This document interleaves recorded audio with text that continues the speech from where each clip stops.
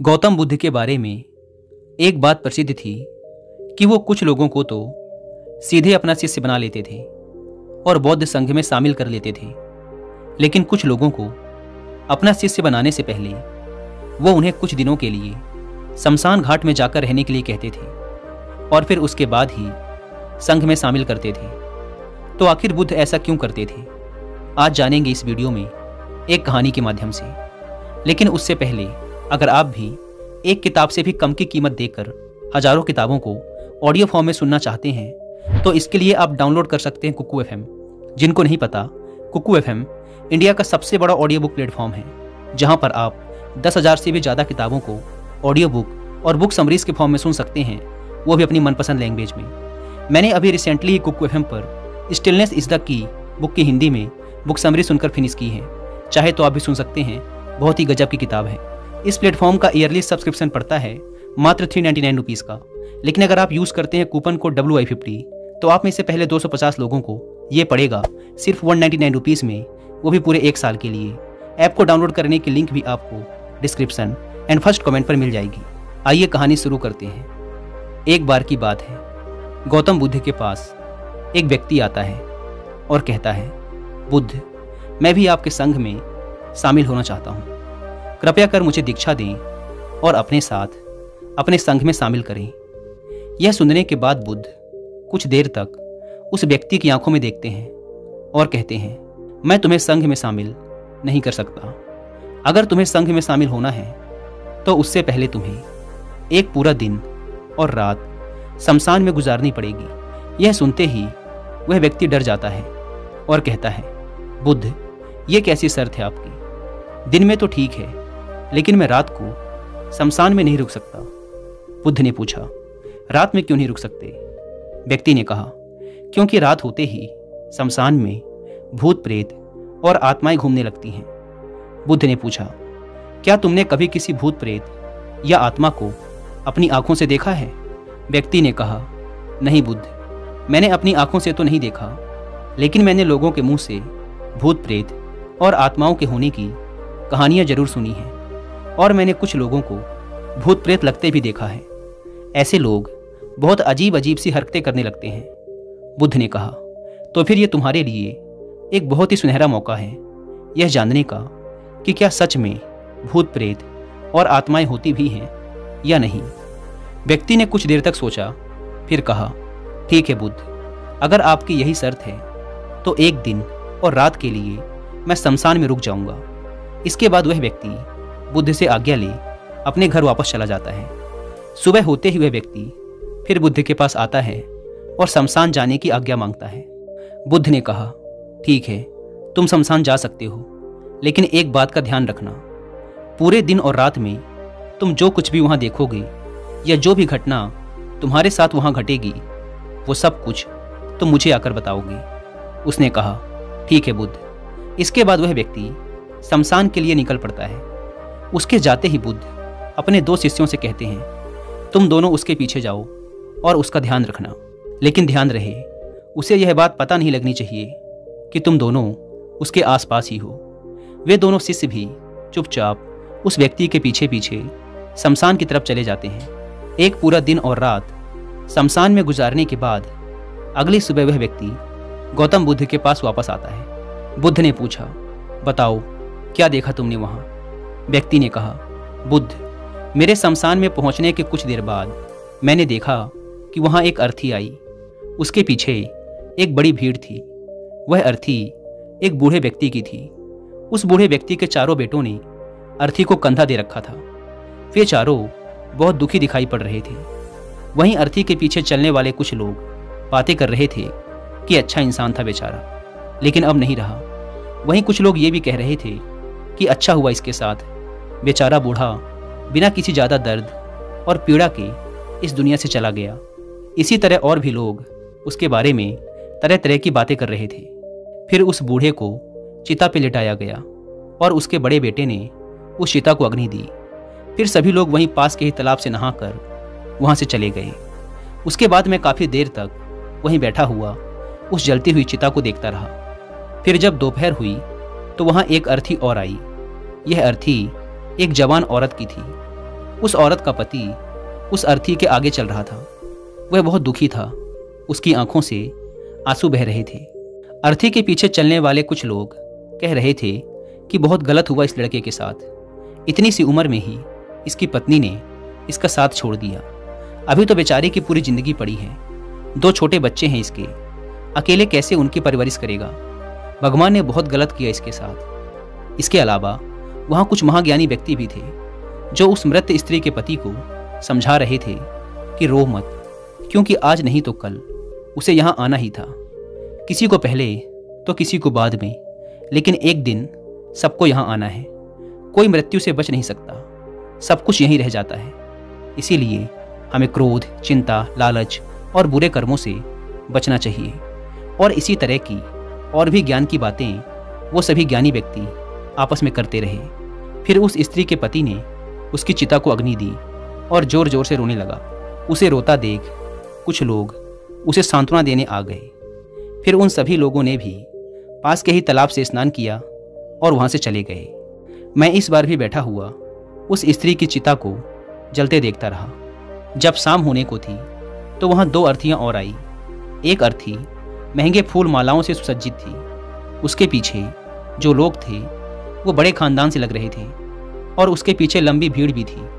देखने से ही लग रहा था कि यह किसी अमीर व्यक्ति की अर्थी है। दूसरी अर्थी बहुत ही साधारण सी थी और उसके पीछे बहुत ही कम लोग थे। वह जरूर ही किसी बहुत गरीब व्यक्ति की अर्थी रही होगी। अमीर व्यक्ति की चिता को चंदन की लकड़ी से तैयार किया गया, जबकि गरीब व्यक्ति की चिता को साधारण लकड़ी से। अमीर व्यक्ति की चिता को पहले अग्नि दी गई, फिर गरीब व्यक्ति की चिता को। बुद्ध ने पूछा, क्या तुम्हें उनकी चिताओं में कोई अंतर दिखा? व्यक्ति ने कहा, नहीं बुद्ध, मुझे तो कोई अंतर नहीं दिखा। दोनों के शरीर एक समान ही जले और अंत में राख हो गए। बुद्ध ने पूछा, फिर क्या हुआ? व्यक्ति ने कहा, उसके बाद रात हो गई और वहां कोई नहीं आया। बुद्ध ने फिर पूछा, क्या तुम्हें वहां रात में भूत प्रेत और आत्माएं दिखी? व्यक्ति ने कहा, नहीं बुद्ध, मुझे वहां कुछ भी नहीं दिखा, लेकिन मैं वहां पूरी रात खुद से ही डरता रहा, कभी हवा की सरसराहट से तो कभी जानवरों की आवाज़ से। और फिर सुबह हो गई और मैं आपके पास आ गया। बुद्ध ने कहा, बहुत बढ़िया, लेकिन मैं तुम्हें संघ में शामिल नहीं कर सकता। व्यक्ति ने कहा, लेकिन क्यों? बुद्ध ने कहा, क्योंकि तुम अभी उसके लिए तैयार नहीं हो। संघ में शामिल होने के लिए तुम्हें एक बार और एक पूरा दिन और रात शमशान में गुजारनी पड़ेगी। व्यक्ति ने बुद्ध को मनाने की बहुत कोशिश की, लेकिन बुद्ध नहीं माने, तो अंततः उसने दोबारा शमशान में जाना स्वीकार कर लिया। अगली सुबह बुद्ध से आज्ञा ले वो व्यक्ति फिर शमशान की ओर निकल पड़ा। बुद्ध ने इस बार फिर 2 शिष्य उसकी सुरक्षा के लिए उसके पीछे भेज दिए। एक दिन और रात शमशान में गुजारने के बाद वो फिर बुद्ध के पास आया। बुद्ध ने फिर वही प्रश्न किया, बताओ क्या देखा तुमने वहाँ? व्यक्ति ने कहा, बुद्ध, कल मेरे सामने 8 लोगों की चिताओं को अग्नि दी गई और उन सबके साथ भी वही घटनाएं हुई जो मैंने पिछली बार आपको बताई थी कि बहुत से लोग रो रहे थे, कुछ उन्हें सांत्वना दे रहे थे और कुछ ज्ञानी व्यक्ति तरह तरह की बातें कर रहे थे। लेकिन एक अलग चीज जो मैंने इस बार देखी वो ये थी कि कुछ मृत व्यक्तियों के शरीर के कुछ हिस्से जो ठीक से नहीं जल पाए थे, उन अधजले हिस्सों को चील, कौवे और जानवर नोच नोच कर खा रहे थे। कुत्ते कुछ हड्डियों को अपने साथ उठा ले गए। यह सब देखकर मुझे एक चीज का एहसास हुआ कि जिस शरीर को हम इतना महत्व देते हैं उसका अंत भी एक दिन इसी प्रकार होना है। व्यक्ति ने कहा, बुद्ध, अब तो मैं बौद्ध संघ में शामिल हो सकता हूँ। बुद्ध ने कहा, नहीं, मैं अब भी तुम्हें संघ में शामिल नहीं कर सकता। व्यक्ति ने कहा, लेकिन बुद्ध, मैं तो आपके कहे अनुसार 2 बार शमशान में रहकर आ चुका हूँ, अब तो आपको मुझे संघ में शामिल करना ही पड़ेगा।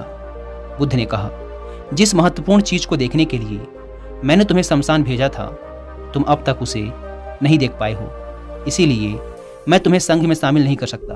और तुम जब तक शमशान में वो नहीं देख लेते जिसके लिए मैंने तुम्हें वहां भेजा था, तब तक तुम संघ में शामिल नहीं हो सकते। यह सुनते हुए व्यक्ति बुद्ध से आज्ञा ले फिर से शमशान की तरफ निकल पड़ता है।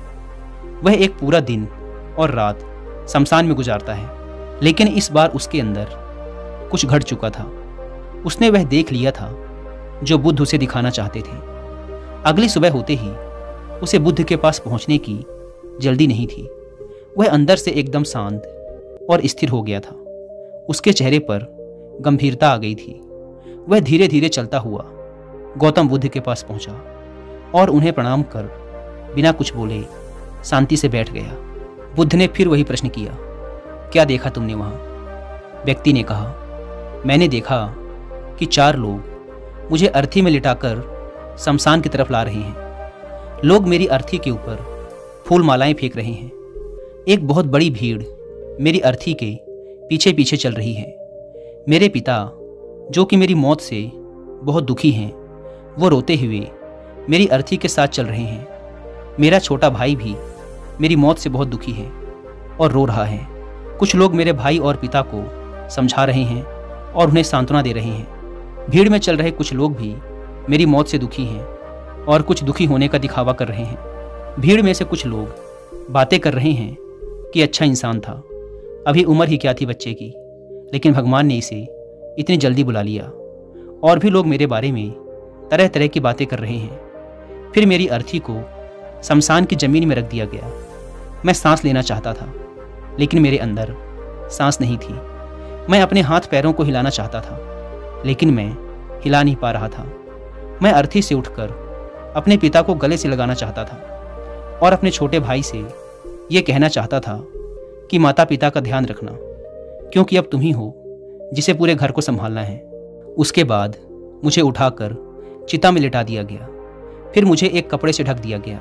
उस कपड़े के बाहर मुझे कुछ भी दिखाई नहीं दे रहा था। फिर मेरे ऊपर बहुत सी लकड़ियां रख दी गई। वो मुझे बहुत भारी लग रही थी। मैं उन्हें हटाना चाहता था। मुझे अंदर घुटन महसूस हो रही थी। फिर कुछ समय पश्चात मुझे गर्मी का आभास हुआ। मैंने देखा कि मेरे पूरे शरीर पे आग लग चुकी थी। मेरा पूरा शरीर किसी लकड़ी की भांति जल रहा था।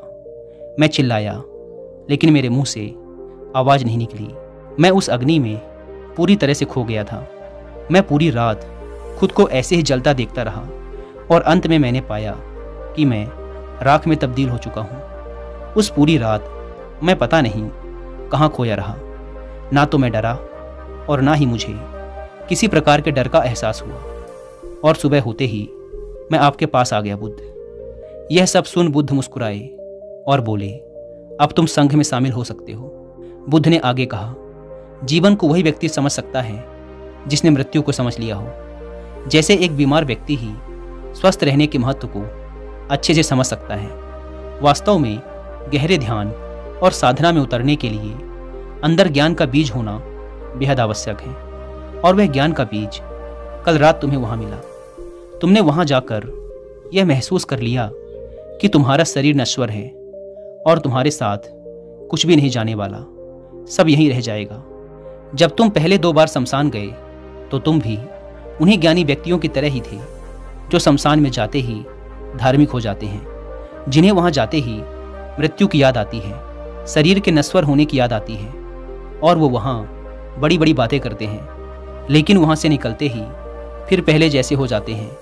वैसे ही सारे बुरे काम करते हैं, अधर्म करते हैं, खुद के शरीर से मोह करते हैं, इसे अमर मान लेते हैं और दूसरों से ऐसा व्यवहार करते हैं जैसे वो यहाँ हमेशा रहने वाले हैं। लेकिन जब तुम तीसरी बार वहाँ गए तो तुम्हें अंदर से ये आभास हुआ कि तुम असल में वो नहीं हो जो तुम खुद को मानते हो। खुद के अंदर गहरा ध्यान और समर्पण पैदा करने के लिए शरीर की नश्वरता और मृत्यु का अनुभव करना बेहद आवश्यक है। अब जो ज्ञान का बीज तुमने कल रात वहाँ पाया है, उसे अपने ध्यान में परिवर्तित करना है और उसे इतना बड़ा करना है कि तुम्हारे जैसे कई ज्ञान के प्यासे जब तुम्हारे पास आएं तो उनकी प्यास भी शांत हो जाए।